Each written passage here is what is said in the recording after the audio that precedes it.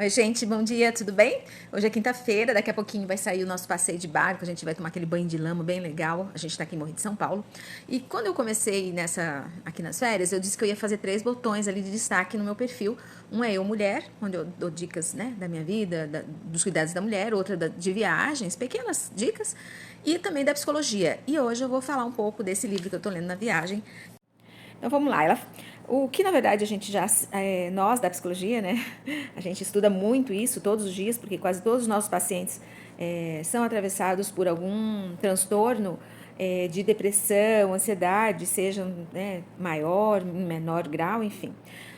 Mas o que ela fala, que é muito interessante, que a depressão, ela pode se nomear como um estado afetivo, como um sintoma, ou uma síndrome, ou uma doença. E essa situação muitas vezes aparece frente a um luto, a uma perda, uma separação inesperada. E às vezes, nesses casos, não precisa assim, de uma intervenção médica, de algum acompanhamento mais frequente. Por quê? Porque tem uma causa. Você perdeu alguém, você passou por um luto, você está passando por uma separação, então é algo, tem um fato ali, real, palpável, visível, né? O que eu quero dizer, visível. Mas tem outras que não são tão visíveis assim, né? Por exemplo, uma baixa autoestima. Às vezes você está numa situação de isolamento social, como a gente viveu aí na pandemia, né? Então muitas pessoas falam assim, ai, do nada eu começo a chorar, né? Do nada eu fico com uma preguiça, eu tenho crise de choro, eu tenho prejuízo de memória. Não subestimem esses sintomas. É o teu corpo e a tua mente gritando para você que tem algo errado. Se você nunca foi uma pessoa chorona, se você sempre foi alegre, disposta, ativa, proativa e está sentindo alguma coisa nesse sentido, presta atenção no que teu corpo está avisando para você, porque não é do nada. Se não tem, como eu falei, um fato gerador, né, algo concreto que aconteceu, que está ali posto, colocado, como um divórcio, por exemplo, né? E aí a gente pode pensar aí que a gente fica com essa lentidão, com a fadiga, às vezes com uma preguiça, o desinteresse sexual, né, que é o caso aqui que eu quero dizer, né, das disfunções sexuais, um desinteresse sexual, uma fadiga, às vezes perde o apetite, às vezes aumenta o apetite. O sono é uma das coisas bem marcantes, né? A gente tem alteração do sono, ou a gente fica com muito sono, ou a gente fica hipervigilante. Então, esse sistema de sono e vigília, ele fica alterado. O interesse sexual, como eu falei, né? E dores generalizadas pelo corpo e que você não consegue identificar. Então, dói o corpo, mas não é uma dor no ombro, você não torceu o pulso, você não torceu o pé, não é uma dor localizada que você consegue identificar. É uma dor generalizada que você não consegue identificar de onde vem. Então, o diagnóstico dentro do DSM-5, que é o livro onde faz toda a isso aí, faz o catálogo de todos os transtornos, né? Que para nós o DSM ele faz esse catálogo internacional, mas a gente tem o CID-10, né? Nosso, que é o brasileiro, e nós como psicólogas usamos tanto um como o outro, né? Então a gente usa os dois para poder um confirmar o outro.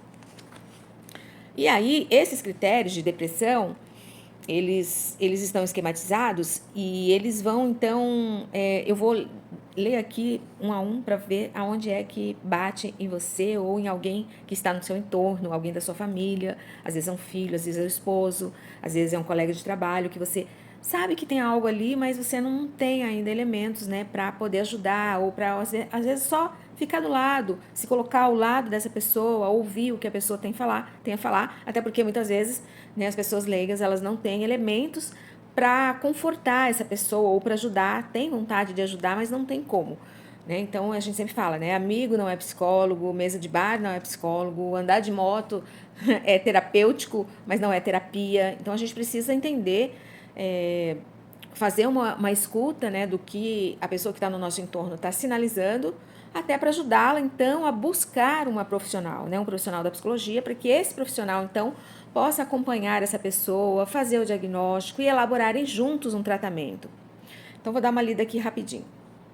Bom, para que seja então classificado aí dentro dessa depressão, né, depressão maior, e não seja apenas essa tristeza, como eu falei no início do vídeo, com um fato gerador, muito concreto, a gente tem que pensar em alguns critérios antes de colocá-los, né, nisso. Então, para você que está aí sentindo alguma dessas coisas, pensa o seguinte: eles precisam estar presentes durante pelo menos 2 semanas, né, ou num período aí de 6 meses, em relação ao funcionamento anterior da sua vida, tá? O humor precisa estar muito deprimido, então a pessoa está muito assim, sem graça, não vê nada, fica apática, perde interesse ou prazer pelas coisas, por todas as atividades. Então, antes era uma pessoa alegre, ai, vamos lá, vamos fazer acontecer.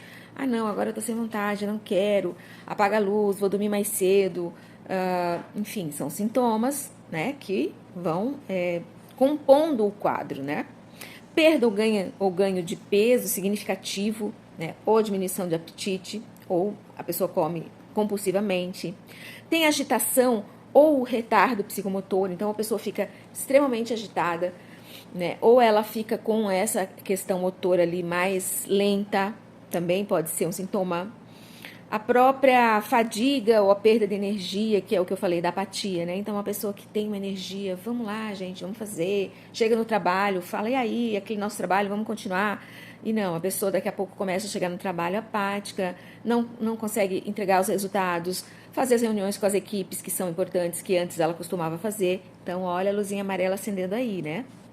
Sentimentos de inutilidade, ou a pessoa se culpa excessivamente, né?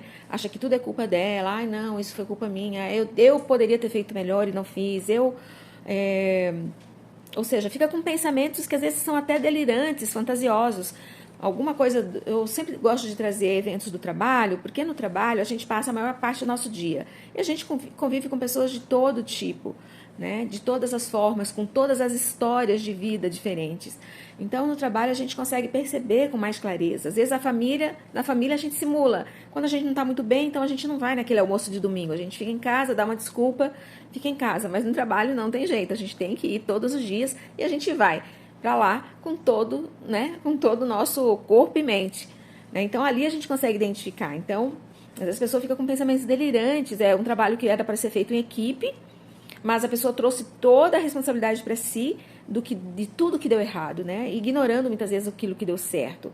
Então, ou seja, ela tem uma visão inapropriada, né, do trabalho dela, do valor dela. Então, passa pelo alto valor, passa pelo autoestima, passa pelo alto amor, né? Ela tem aí uma diminuição também na capacidade de concentração, na capacidade de raciocínio, de tomar decisões. Então, antes era uma pessoa que decidia, que motivava as pessoas a tomarem decisões também. Agora ela já está toda indecisa, ela já não sabe mais escolher, ou ela tem dificuldade para fazer escolhas. E escolhas aqui não são só escolhas do trabalho, da vida, são às vezes escolhas mais simples, como o que vestir, se vai ou não vai, o que comer. Então, são sinais aí que também podem estar mostrando algum quadro depressivo, tá? Pensamentos, e aí, de forma mais extrema, são pensamentos recorrentes de morte, né? Ou com ideação suicida, né? E aí vocês podem perguntar, tá, como que é isso, Silvia? Como que eu posso identificar se a pessoa está com uma ideação suicida? Quando a pessoa começa a falar frases como, ai, não tem mais sentido isso, se eu morresse, talvez tudo ficaria melhor, eu acho que a solução é eu sumir mesmo, né, da vida das pessoas. Então, vai mostrando uma diminuição do seu valor. Ela perde o propósito de viver, o propósito da sua vida, o propósito da sua contribuição na vida. Ela deixa de construir coisas, ela deixa de elaborar projetos para a sua vida, para a sua família, no trabalho, no seu relacionamento. No relacionamento, como no trabalho, a gente não consegue simular, né? Então, na família, às vezes a gente dá aquela desculpa e não vai na festa de final de ano. Mas com o relacionamento, você está com aquela pessoa todos os dias. E aí você não consegue simular por muito tempo, né? E no trabalho você precisa ir e precisa desempenhar, né? Produzir aquilo que lhe cabe, né? Cumprir com as suas atribuições. Então, é interessante a gente pensar. E dentro desse quadro, dessa lista, tem quadros mais leves, mais moderados e mais graves. E aí, dentro desses quadros, eles vão aí atravessando a nossa sexualidade e vão apontando para nós né? A gente começa então a sentir os prejuízos, como eu falei, no trabalho não dá para disfarçar, a gente acaba tendo que trabalhar, mas tudo bem, né? E na sexualidade ela é muito marcante, assim, sabe? Essa dificuldade, ela fica muito marcante porque a pessoa deixa de se relacionar sexualmente, começa a dar desculpas, ou se é a mulher, porque o homem não consegue simular, né? Porque ele tem, aí vai para uma disfunção erétil, para uma dificuldade de ereção, ou para uma ejaculação precoce, e aí a esposa começa a cobrar, e a mulher muitas vezes consegue simular até por uma questão histórica, né, pessoal? Por uma questão histórica, a mulher começa a simular, né, que teve prazer, até para acabar com aquilo logo, para que o marido fique satisfeito e ela, por medo às vezes de ser traída, ou de estar sempre dizendo não, não quero, então ela vai simulando, né, o seu próprio prazer. E a gente precisa pensar qual é o sentido do nosso prazer, qual é o sentido do nosso relacionamento, qual é o sentido do nosso trabalho. Então, se você está convivendo com alguém, ou se você se enquadra em alguma desses sintomas que eu falei, seja leve, seja moderado, seja grave, procure ajuda o quanto antes, não deixe para depois. Quanto mais tarde você procurar ajuda, mais difícil será para a gente ir desmanchando essas coisas e compreendendo essas coisas. E a gente não consegue olhar para as questões que são importantes da vida sem olhar para a história dessa pessoa. Então, cada pessoa é única, cada sintoma é único, é particular. Aqui eu fiz uma lista do que é do geral, mas para algumas pessoas isso é mais, outras é menos. É assim, é assado, não é tanto de um jeito, não é tanto do outro. Mas a dica dessa semana, de hoje que eu queria dar do livro da Carmita Ábido é essa. Se você gostou, me segue aqui, me segue ali na rede vizinha. Eu estou presente tanto no YouTube, quanto no Instagram, quanto no TikTok. No TikTok eu não faço tantos conteúdos, porque é uma rede mais rápida. No Instagram eu só tenho lampejos aqui, né? Mas no YouTube eu tenho vídeos mais longos que eu falo mais sobre isso, tá bom? Bom dia para nós. Como eu tô de férias, eu vou aproveitar o dia para dar um passeio e tomar aquele banho de lama que eu não sei se vocês conhecem, tem aqui em Morro de São Paulo, e a gente já tá saindo e já tem gente ali na porta me chamando.